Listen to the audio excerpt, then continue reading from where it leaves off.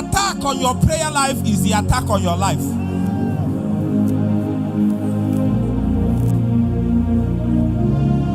You are waiting for the day something will happen to your life. You are not wise. Anytime your prayer altar is attacked, assume that it's your life that is under attack.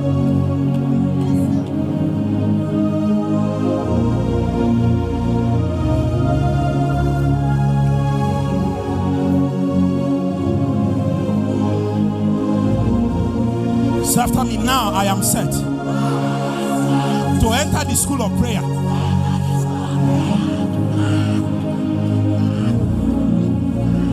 That is a call, you can hear it. You don't want to surrender. Some of you don't want to surrender.